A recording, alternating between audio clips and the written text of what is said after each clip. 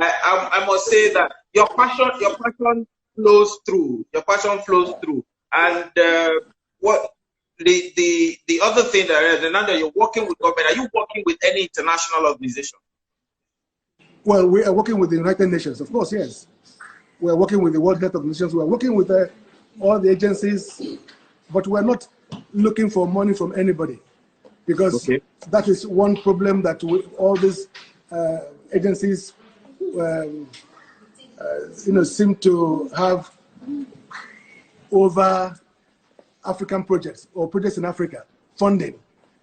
So we are looking at implementing.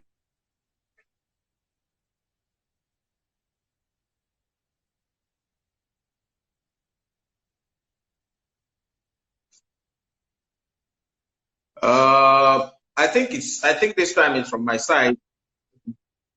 Alibaba. Yes, sir. Yeah, can you hear me? Yeah. I can hear you now.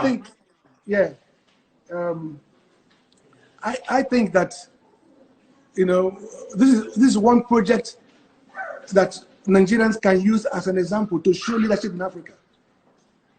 When the time comes for us to put our heads together to implement whatever policies that we need to implement, every Nigerian should come together and make this work.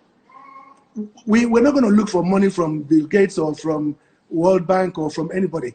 This is something that we can have a homegrown solution. And it just will start from ourselves. How clean we can keep our environments. How clean we can keep our gutters, our streets. And so I think that, yes, we're working with international bodies, listening to them, hearing from them, sharing experiences with them. But to eradicate malaria in Africa, we start from Nigeria, and from Nigeria, we'll go to other countries in Africa. Okay. One other issue you mentioned that I think is very important is that you said when you were in the Antarctica or something, there were no particles or anything thrown on the ground. They didn't allow you through any of all those things. Those particles are what block drainages. What can we do about recycling in Africa so that we can keep our environment clean? Antarctica, Alibaba, I went to Antarctica and I learned a lot. And I was surprised that there are no blacks that have been there before. Antarctica is the end of the world. But there are no gutters in Antarctica. There are no houses in Antarctica. It's as big as Africa. And it's just ice. There was no darkness. Extreme temperature between minus 25 degrees to minus 85. No animals, in fact, no trees whatsoever. You will not find one plant or one tree or one flower in Antarctica. So it will not be a good example when it comes to managing our waste, because there are no waste there to manage. But when you look at UK or America or France and see how they manage their waste, it's very simple. Everybody, every household will be given the opportunity to select their waste and put them in the appropriately colored bags. And then when those who come to collect them, they take them to the recycling centers where they are managed, where they are recycled, and those who are however they are disposed, those that are going to be used into some other products or even used for power generation. And there are many uses. Waste can become useful if properly managed. We don't need to have all those heaps of refuse dumps that you see in Benin City or you see in Asaba or Lagos or Kano or Port Harcourt. We don't need to do that. Every government must invest in waste management, and it will create so many jobs.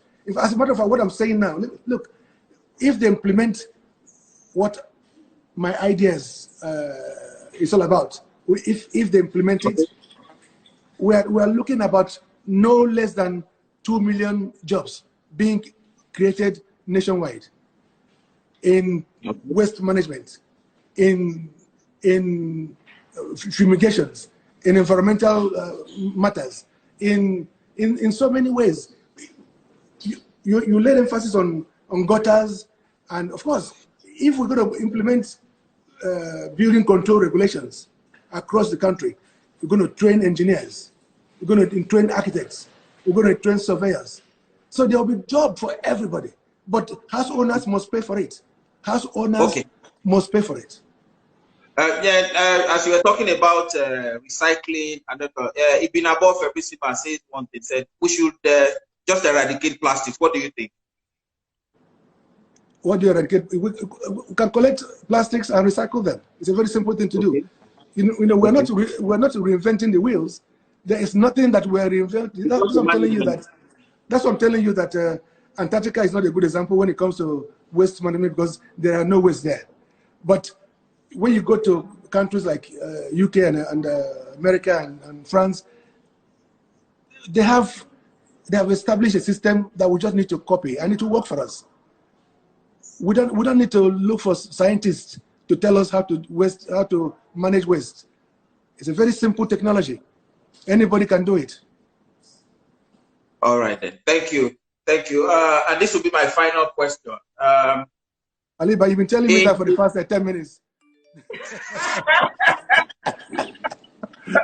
Wait, this is like malaria. I keep rolling it back. It's like malaria.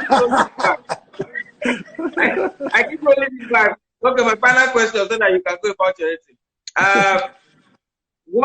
What is the role of data in Nigeria in eradicating malaria? The role of data, because people say we're 200 million. We cannot plan in any society. You cannot plan without statistics. We cannot plan without. We must know how many people we are in the country. We must know how many people are being born every day. We must know how many people are dying every day. We must know how many youths are going to university every year, and those who are graduating every year. You know, planning. That's why we have national planning. National planning is so important in making sure that people's welfare, well-beings are taken care of. How does the government begin to even plan to know how many people are homeless, how many people don't have sufficient money to feed on, or how many people are unemployed? So we have a huge problem in Nigeria. But yes, we must know how many people we are to be able to implement whatever that we need to implement in Nigeria. It is something that has to be done by the government, and the sooner the better. If I say my last